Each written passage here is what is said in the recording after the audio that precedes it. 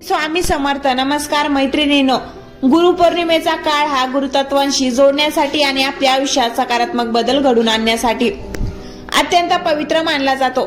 जर तुम्ही 9 जुलै ते 29 जुलै या 21 दिवसांच्या विशेष इच्छापूर्ती स्वामी सेवेबद्दल विचारत असाल तर शास्त्रोक्त पद्धतीने ही सेवा कशी करावी याचे सविस्तर नियोजन खालील प्रमाणे आहे. 21 दिवसीय स्वामी सेवा, शास्त्रोक्त विधी आणि नियम. ही सेवा अत्यंत भक्तिभावाने आणि संकल्प करून करायची असते. यामुळे मनातील अडकलेली कामी मार्गी लागतात आणि स्वामीच्या कृपेने अशक्य गोष्टी शक्य होतात, अशी भाविकांची श्रद्धा आहे. नियम पहिला, नित्य संकल्प आणि पूजा मांडणी. कधी सुरू करावी? 9 जुलै रोजी सकाळी लवकर उठून स्नान करून स्वच्छ वस्त्रे परिधान करावीत. मांडणी देवघरात किंवा एका चौरंगावर पांढरे किंवा पिवळे वस्त्र अंथरून त्यावर स्वामी समर्थांची मूर्ती किंवा छबी फोटो ठेवावी. डाव्या बाजूला दिवा आणि उजव्या बाजूला धूप प्रज्वलित करावा. संकल्प: पहिल्या दिवशी हातात थोडे पाणी, अक्षता आणि फूल घेऊन मी तुमचे नाव, माझ्या जी इच्छा असेल ती सांगावी. इच्छापूर्तीसाठी आजपासून 21 दिवस ही स्वामी सेवा करत आहे ती स्वामींनी गोड मानून घ्यावी असा संकल्प करून ते पाणी स्वामीच्या चरणाशी सोडावे. नियम दुसरा, 21 दिवसांचे रोजचे सेवा चक्र. नियम: दररोज एकाच ठराविक वेळी, शक्यतो सकाळी किंवा संध्याकाळी बसून खालील पठण करावे. पहिली माळ: 108 वेळा श्री स्वामी समर्थ मंत्रांचा जप. 1 वेळा तारक मंत्र पठण, अत्यंत प्रभावी आणि संकट निवारक. 1 किंवा 3 अध्याय श्री स्वामी चरित्र सार अमृत ग्रंथाचे वाचन. 21 दिवसात ग्रंथ पूर्ण होईल किंवा रोज 3 अध्याय वाचून 7 दिवसात 1 पारायण, अशा हिशोबाने 21 दिवसात 3 पारायणे पूर्ण करता येतात. 1 वेळा स्वामींची आरती आणि शेवटी क्षमा प्रार्थना. तिसरा नियम: 21 दिवसांचे पाळावयाचे नियम. पथ्य. महत्वाची टीप: कोणतीही अनुष्ठान किंवा सेवा करताना बाह्य शुद्धतेसोबतच अंतःकरण शुद्ध असणे आवश्यक आहे. आहार: 21 दिवस पूर्णपणे सात्विक आहार घ्यावा. कांदा, लसूण वर्ज केल्यास उत्तम आणि मांसाहार, मद्यपान पूर्णपणे बंद ठेवावे. ब्रह्मचर्य सेवा काळात शक्यतो ब्रह्मचर्याचे पालन करावे.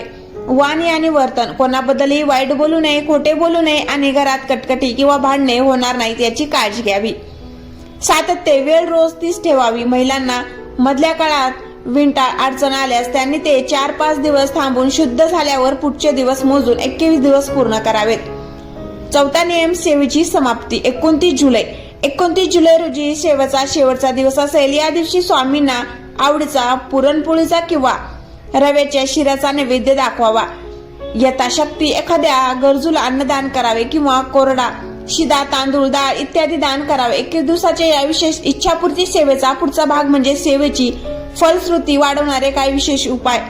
सेवेदरम्यान येणारे अनुभव आणि मानसशास्त्र आणि सेवेची ऊर्जा टिकून ठेवण्यासाठी करायच्या काही अत्यंत महत्वाच्या गोष्टी. शास्त्रानुसार आणि स्वामी भक्तांच्या अनुभवानुसार सेवेला अजून जास्त शक्तिशाली कसे बनवायचे याचे सविस्तर मार्गदर्शन खालील प्रमाणे आहे. पहिला म्हणजे सेवेची शक्ती वाढवणारे विशेष उपाय. जर तुम्हाला या 21 दिवसात तुमच्या अत्यंत कठीण समस्येवर तोडगा हवा असेल तर मूळ सेवेसोबत जप आणि सारामृत वाचन खालील प्रमाणे एखादा छोटा उपाय नक्की जोडा. इच्छापूर्ती विडा, तांबूळ सेवा. रोज पूजा करताना स्वामी समोर 2 नागवेलीची पाने, खाऊची पाने, त्यावर 1 सुपारी, 2 लवंगा आणि 1 वेलीची ठेवून त्यावर थोडे पाणी शिंपडावे आणि स्वामींना अर्पण करावे. यामुळे रखडलेली कामे लवकर मार्गी लागतात.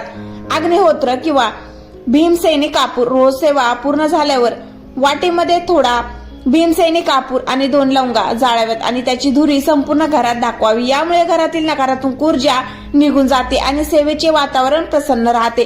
अक्कलकोट स्वामीचे तीर्थ. रोज तांब्याच्या कलशात पाणी भरून ठेवावे. सेवा करताना तो कलश समोर असावा.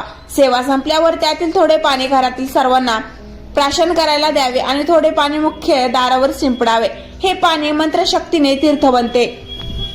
दुसरा म्हणजे 21 दिवसाच्या प्रवासातील शारीरिक आणि मानसिक बदल. जेव्हा आपण एखादी मोठी सेवा किंवा अनुष्ठान सुरू करतो तेव्हा पहिल्या 7 दिवसात शरीरात आणि मनात काही बदल जाणवतात. हे बदल शास्त्रानुसार अगदी स्वाभाविक आहेत.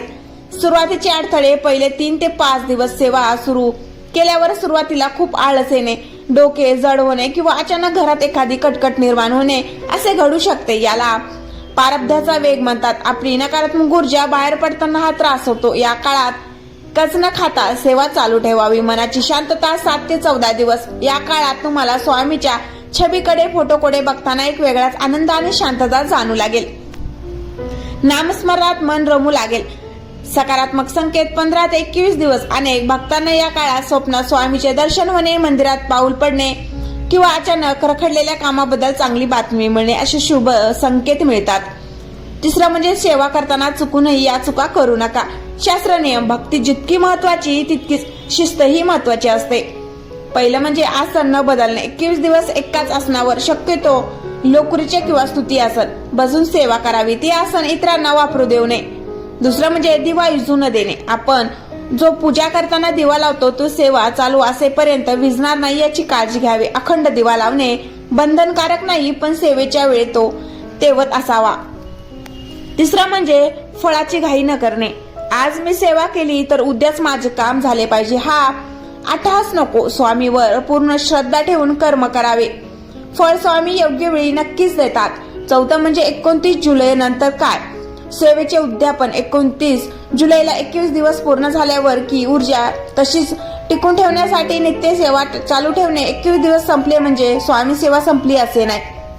21 दिवसानंतर ग्रंथ वाचन थांबले तरी चालेल, पण रोज सकाळी किंवा संध्याकाळी किमान 11 वेळा श्री स्वामी समर्थ मंत्र आणि 1 वेळा तारक मंत्र म्हणण्याची सवय कायम ठेवावी.